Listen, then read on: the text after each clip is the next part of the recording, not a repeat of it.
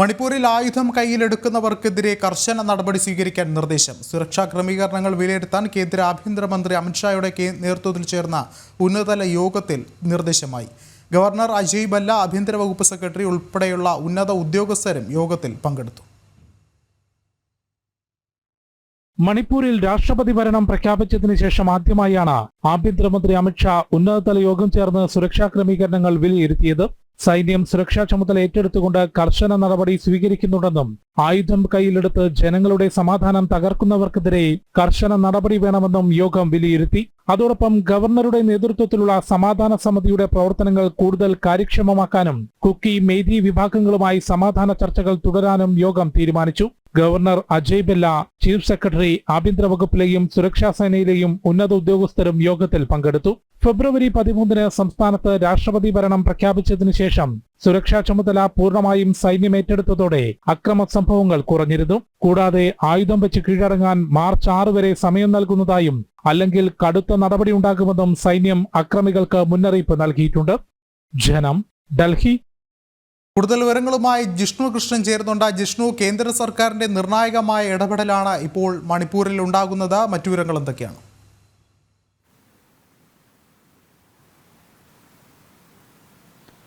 വിഷ്ണു, മണിപ്പൂരിലെ പ്രശ്നങ്ങൾക്ക് ശാശ്വതമായ പരിഹാരം കാണാനുള്ള ശ്രമമാണ് നിലവിൽ നടന്നുകൊണ്ടിരിക്കുന്നത്. അതിന്റെ ഭാഗമായി അവിടെ സുരക്ഷാ ക്രമീകരണങ്ങൾ ശക്തമാക്കുന്നു. ഒപ്പം മുഖ്യമന്ത്രി എൻ ബിരൻ സിംഗ് രാജിവെച്ചതിന് പിറകെ ഫെബ്രുവരി 13 മണിപ്പൂർ രാഷ്ട്രപതി ഭരണത്തിന് കീഴിലേക്ക് പോയിരുന്നു. അവിടെ ക്രമസമാധാനത്തിന്റെ സുരക്ഷാ ക്രമീകരണത്തിന്റെ പൂർണ്ണമായ ചുമതല സൈന്യം ഏറ്റെടുക്കുകയും കൂടുതൽ സേനാ വിന്യാസം മണിപ്പൂരിൽ നടത്തിക്കൊണ്ട് കർശനമായ സുരക്ഷാ ക്രമീകരണങ്ങളും സൈനിക നടപടികളും മണിപ്പൂരിൽ സ്വീകരിച്ചു വരികയാണ്. അതിനിടയിലാണ് കേന്ദ്ര ആഭ്യന്തരമന്ത്രി അമിത്ഷായുടെ നേതൃത്വത്തിൽ നിലവിൽ മണിപ്പൂരിലെ സ്ഥിതിഗതികൾ സംബന്ധിച്ചും സുരക്ഷാ ക്രമീകരണങ്ങൾ സംബന്ധിച്ചുമുള്ള വിശദമായ വിലയിരുത്തൽ ഉന്നതതല യോഗം ചേർന്നുകൊണ്ട് നടത്തിയിട്ടുള്ളത്. മണിപ്പൂർ ഗവർണർ അജയ് ഭല്ല, ഒപ്പം ചീഫ് സെക്രട്ടറി, ആഭ്യന്തര വകുപ്പിലെയും സുരക്ഷാ സേനയിലും ഉന്നത ഉദ്യോഗസ്ഥരുമെല്ലാം തന്നെ യോഗത്തിൽ പങ്കെടുത്തിരുന്നു. യോഗത്തിൽ അക്രമകാരികൾക്കെതിരെ വിട്ടുവീഴ്ചയില്ലാത്ത നടപടി സ്വീകരിക്കാനുള്ള നിർദ്ദേശം ആഭ്യന്തരമന്ത്രി നൽകി എന്നുള്ളത് തന്നെയാണ് മനസ്സിലാക്കേണ്ടത്. ആയുധമെടുത്തുകൊണ്ട് ജനങ്ങളുടെ സമാധാനം കളയുന്ന അക്രമകാരികൾക്കെതിരെ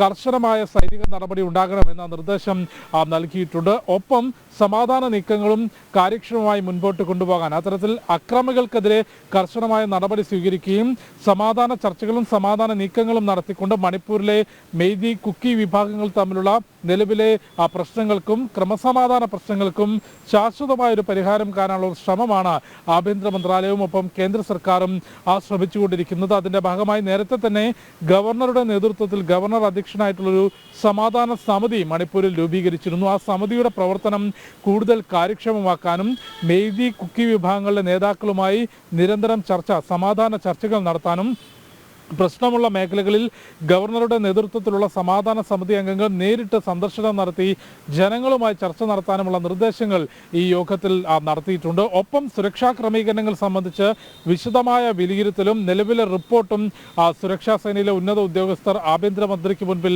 നൽകിയിട്ടുണ്ട് എന്നാണ് മനസ്സിലാക്കുന്നത്. കാരണം ഈ സംസ്ഥാന ഭരണം നിയമസഭ പിരിച്ചുവിട്ടതോടുകൂടി തന്നെ കൃത്യമായി സുരക്ഷാ സംവിധാനങ്ങളുടെയും ക്രമസമാധാനത്തിന്റെയും ചുമതല സൈന്യത്തിനാണുള്ളത്. കഴിഞ്ഞ ദിവസങ്ങളിൽ സ്വീകരിച്ചു വന്നിട്ടുള്ള നടപടികൾ, തുടർന്നുള്ള സുരക്ഷാ ക്രമീകരണങ്ങൾ ഇവ സംബന്ധിച്ചൊരു വിശദമായ അവലോകനം തന്നെ കേന്ദ്ര ആഭ്യന്തരമന്ത്രി അമിത്ഷാ നടത്തിയിട്ടുണ്ട്. നിലവിൽ സൈന്യം ചുമതല ഏറ്റെടുത്തതോടുകൂടി തന്നെ മണിപ്പൂരിലെ നിരവധി പ്രശ്നങ്ങൾക്ക് പരിഹാരമായിട്ടുണ്ട് എന്നുള്ളതാണ് മണിപ്പൂരിൽ ലഭ്യമാകുന്ന റിപ്പോർട്ടുകൾ. അക്രമ സംഭവങ്ങളിൽ വലിയ കുറവ് രേഖപ്പെടുത്തുന്നു. ഒപ്പം സൈന്യം കൃത്യമായ മുന്നറിയിപ്പ് മണിപ്പൂരിലെ അക്രമകാരികൾക്ക് നൽകിയിട്ടുണ്ട്.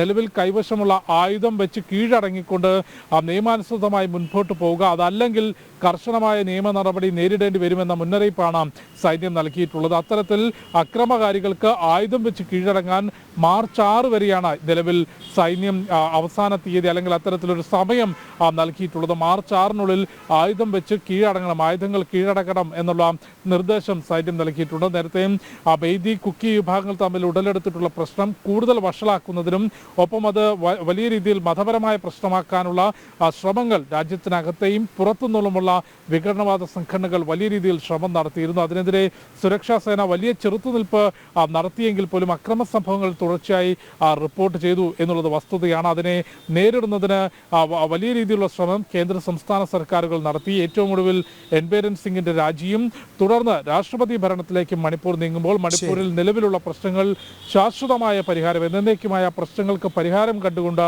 മണിപ്പൂരിൽ സമാധാനം ഉറപ്പാക്കാനുള്ള പ്രവർത്തനങ്ങൾ പുരോഗമിക്കുകയാണ്. അതിന്റെ വിലയിരുത്തലാണ് സുരക്ഷാ ക്രമീകരണങ്ങളുടെയും സുരക്ഷാ നടപടികളുടെയും വിലയിരുത്തലാണ് ഇന്ന് ഡൽഹിയിൽ ചേർന്ന ഉന്നതതല യോഗത്തിൽ ആഭ്യന്തരമന്ത്രി അമിത്ഷാ നടത്തിയത്. വിഷ്ണു.